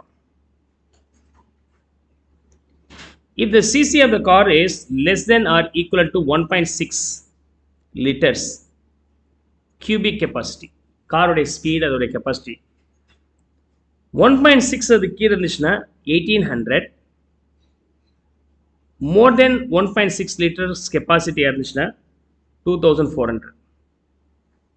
இதில் என்னென்ன இருக்கு? ரெண்டு இருக்கு. என்னென்ன இருக்கு? காரும் இருக்கு, எக்ஸ்பென்சஸும் இருக்கு. அப்போ டிரைவர் சார், சாஃபர் 900 rupees தனிங்க. Everything is per month. So காரை பாருங்க, காரும் செலவும் ரெண்டு எம்ப்ளாயரா? அப்போ காரோட கெப்பாசிட்டி என்ன? 1.5. ஓகே, அப்போ 1800. காருக்கும் செலவுக்கும் சேர்த்து. அதுவே 1.6க்கு மேலே ஹை எண்ட் மாடல், அப்போ 2400 rupees.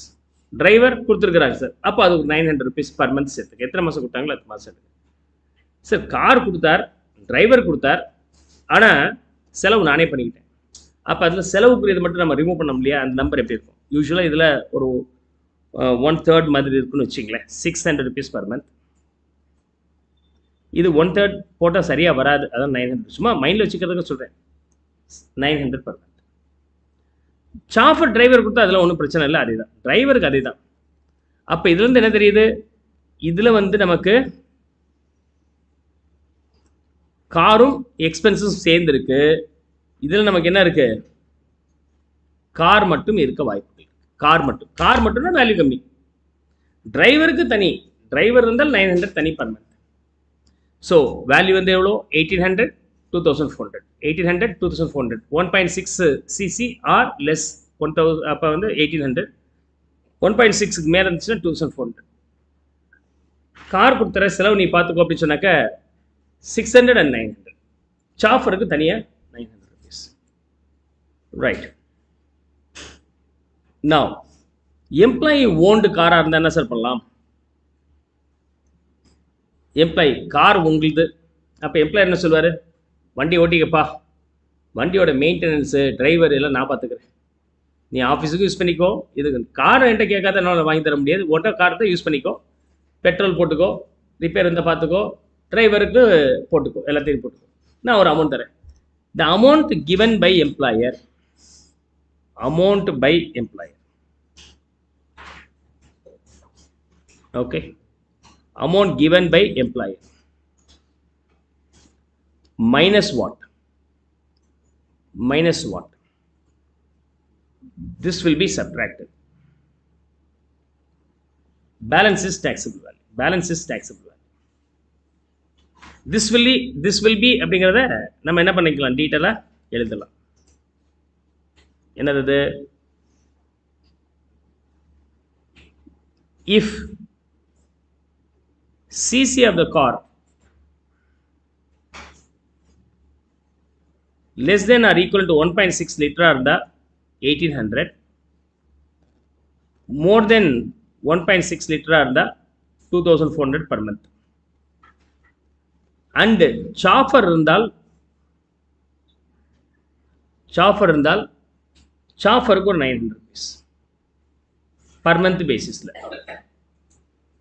அப்போ இந்த ரெண்டில் ஏதாவது ஒன்று, சப்போஸ் 1.6க்கு மேலே இருந்தால் இது வரும், இது வராது, டிரைவர் வரும் 1 மந்த்துக்கு. அப்போ 12 மந்த்ஸுக்கு எவ்வளோ இருக்குன்னு பாருங்கள். எவ்வளோ நீங்கள் எம்ப்ளாயர் கிட்டது கணக்கு பண்ணி வாங்கியிருக்கிறீங்க, எவ்வளோ தான் வாங்கியிருக்கணும், இதுக்கு மேலே எவ்வளோ வாங்கியிருக்கிறீங்களோ அதை சப்ட்ராக்ட் பண்ணிட்டுங்க. Balance is taxable perquisites.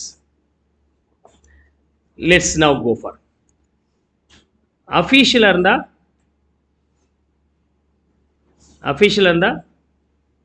exempt fully, பர்சனலாக இருந்தால்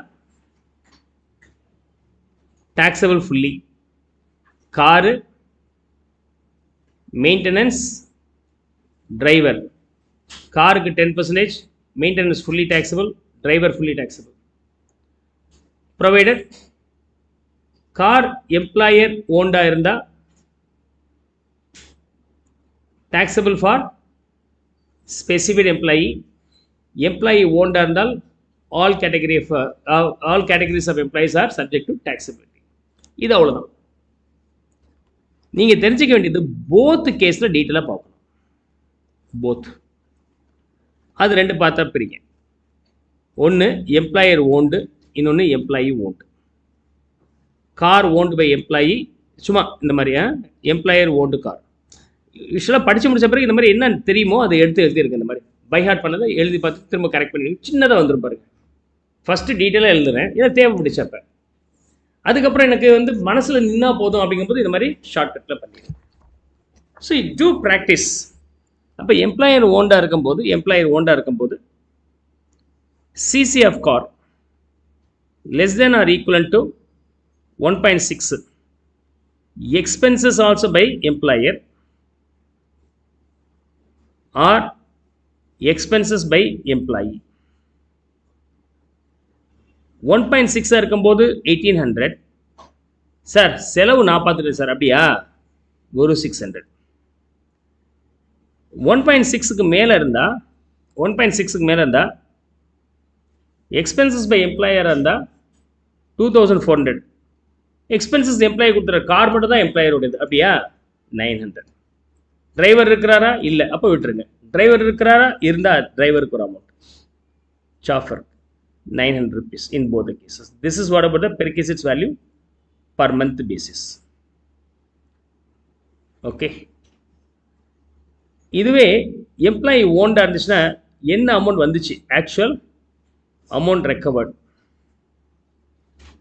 minus this value which is taxable value. Is that clear?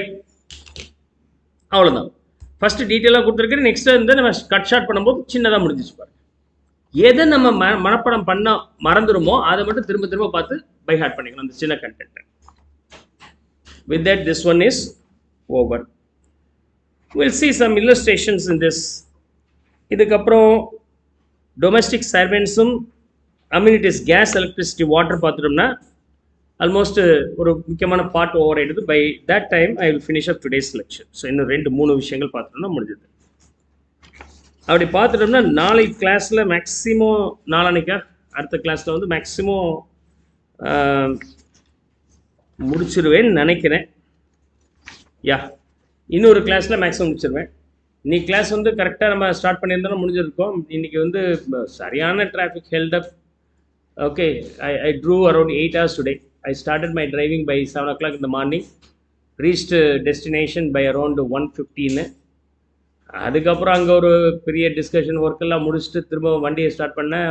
3 ஹவர்ஸில் வந்துடலான்னு பார்த்தா போட்ட உடனே கூகுள் மேப்பில் கிளியராக சொல்லிட்டேன், நீங்கள் வந்து 7 மணிக்கு போவீங்க. இந்த கூகுள்கார சும்மா இருக்க மாட்டான். முன்னாடி ஒரு முறை வெக்கேஷனுக்கு வெளியே போயிட்டேன். இந்த கூகுள் கிளாஸ் ரூம் போட்டிருப்பேன் இந்த ஸ்கெடியூல், அதை பார்த்து அவன் சொல்கிறான், நீ இப்போ கிளம்புனா கிளாஸுக்கு போக முடியும் அப்படின்ட்டு. இப்போ கிளம்புனாக்கா ஒரு அரை மணி நேரத்துக்கு முன்னாடி போயிடுவேன். இப்போ கிளம்புனா 1/4 மணி நேரத்துக்கு முன்னாடி. இப்போ போனாலும் நீ 1 மணி நேரம் லேட்டு ரீஷெடியூல் பண்ணுறியான்னு. அடா பாக்கல, ஓ இன்டிமேஷன் அளவு இல்லையா கூட நான் டெலிட் பண்ணேன். இன்றைக்கி வந்து ரீஷெடியூல் பண்ணி அனுப்புனேன் வந்து அது. So anyhow I knew that it's pretty tough to reach here, so I extended the class. So anyhow we'll try to finish up these 3 concepts today, right? Now other automotives வந்து you can simply skip this. Other automotives like 2-wheelers எல்லாம் இருக்குல்லையே, அதை நீங்கள் சிம்பிளாக skip பண்ணிக்கலாம். அது ஒன்றும் பெரிய கஷ்டம் கிடையாது, ஈஸி தான். ஒரு கிளான்ஸ் பாருங்கள், ரொம்ப ரேர் வராது, அதனால் அதை நீங்கள் ஸ்கிப் பண்ணிக்கலாம். எம்ப்ளாயர் வந்து எம்ப்ளாய்க்கு 2-3 கார் கொடுத்துருக்கிறார். எம்ப்ளாய்க்கு 2 கார் கொடுக்குறாரு. ஒரு கார் கொடுக்குற வழியில் சார் 2 கார்லாம் கொடுப்பாங்க, 2-3 கொடுக்குறாரு. ஒரு காரை அஃபிஷியல் பார்ட்லி ப்ரைவேட் பர்பஸ் பார்ட்லின்னு வச்சுங்க, மிச்சம் எல்லாமே ப்ரைவேட்னு யூஸ் பண்ணிக்கணும். ஒரு காரை மட்டும் போத்துக்கு, மிச்சம் எல்லாமே ப்ரைவேட் பர்பஸ்க்கு. Okay, part of the month கொடுக்குறாங்க, ஒரு 4 நாள் தான் கொடுத்துருக்குறாங்க அப்படின்னு அந்த 1 ஃபுல் மந்த்தாக நம்ம கன்சிடர் பண்ணியிருக்கோம். ஓகே, ஸோ உங்களுக்கு டேக்ஸபிள் வேல்யூ 10,000 ரூபாய் வருது. அவன் என்ன சொல்கிறார், சார் எனக்கு 1000 ரூபாய்க்கு மேலே கிடையாது, 10,000 ரூபாய் டேக்ஸபிள் வேல்யூன்னு சொல்கிறேன், பட் 1000 ரூபாய்க்கு மேலே கிடையாதுன்னு சொல்லி ஆர்கியூ பண்ணலாமா? பண்ணலாம். எப்போ ஆர்கியூ பண்ணலாம்? You need to have the proper log book. காரில் ஏறி உட்காந்தோடனே அந்த டைமர் எத்தனை கிலோமீட்டர் ஓடிச்சு நோட்டில் போட்டு எழுதுவாங்க. ஆஃபீஸ் பர்பஸ்க்கு எவ்வளோ, அதுக்கப்புறம் செல்ஃப் பர்பஸ் எவ்வளோ அப்படிங்கிறது நோட் பண்ணி வச்சுருப்பாங்க. அந்த டியூரேஷன் வச்சு கேல்குலேட் பண்ணியிருக்கணும், விச் இஸ் ரியலி டஃப். பண்ணுறாங்கனாலும் பண்ணுறாங்க. when I was a trainer for EID Paris for some time, Petavathale, they usually provide the car. Okay, அப்படிங்கும்போது நான் போகும்போது car meter company sir sign பண்ணிவிடுவாங்க. இறங்கினோன்னே திரும்ப சைன் வாங்கிடுவாங்க. எவ்வளோ கிலோமீட்டர் எனக்கு பிக்கப் ட்ராப் செலவு வச்சுட்டு நோட் பண்ணிப்பாங்க. இந்த மாதிரி பக்காவாக மெயின்டைன் பண்ணாக்கா அது log history. If you are maintaining that log history and properly allocating, this is only meant for what? This is only meant for personal purpose ன்னு சொன்னால் அதுக்குரிய டேக்ஸ் மட்டும் நீங்கள் வேல்யூ மட்டும் நீங்கள் எடுத்துக்கலாம். Otherwise we have to pay the method we have followed here. Let's see.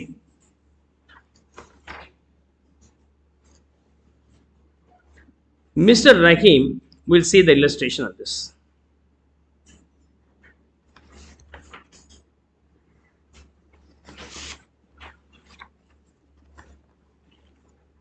Mr. Rahim, director in MNC, அப்போ அவர் specified employee, entitled to a motor car 1.8 liters capacity to be used for both official and private purpose. Both purpose வந்தாலே நீங்கள் என்ன மைண்டில் வச்சுக்கணும்? Okay, both purpose வந்துச்சுன்னா car owned by whom? Car owned by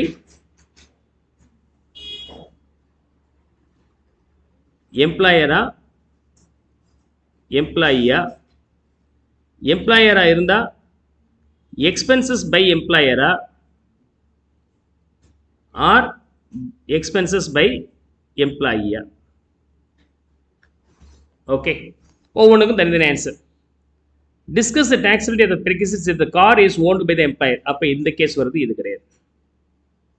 expenses paid by the employer and it's chauffeur driven car.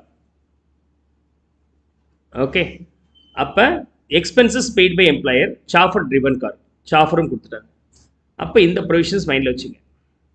அப்போ என்ன ஆகும்?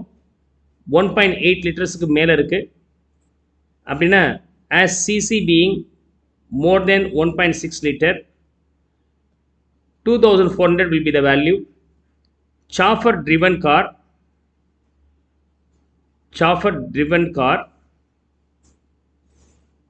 அப்படின்னா அதுக்கு ஒரு 900 rupees 3300 multiplied with 12 months. What's the value? 39,600 is the taxable value. The car is owned by Mr. Rahim. Expenses incurred 30,000 and chauffeur is paid salary of rupees 90,000. Rahim own பண்ணியிருக்கிறார். அப்போ அது வந்து எம்ப்ளாயி ஓன்டு கார். ஓகே, அப்படி இந்த case வந்துச்சுன்னா amount recovered எவ்வளோ 30,000 and chauffeur is paid a salary of 90,000 plus expenses incurred 930. chauffeur driven car அது ஒரு 90 chauffeur. ஓகே, chauffeuருக்கு ஒரு 90. அப்போ டோட்டல் எவ்வளோ வருது உங்களுக்கு 1,20,000. is that clear? chauffeur driven car. அதுலேருந்து நம்ம என்ன லெஸ் பண்ணோம், இந்த அமௌண்ட்டை நம்ம லெஸ் பண்ணால் போதுமா 39,600 நீங்கள் லெஸ் பண்ணிக்கலாம். 39,600 லெஸ் பண்ண எவ்வளோ வருதுங்க 80,400. கிளியர்?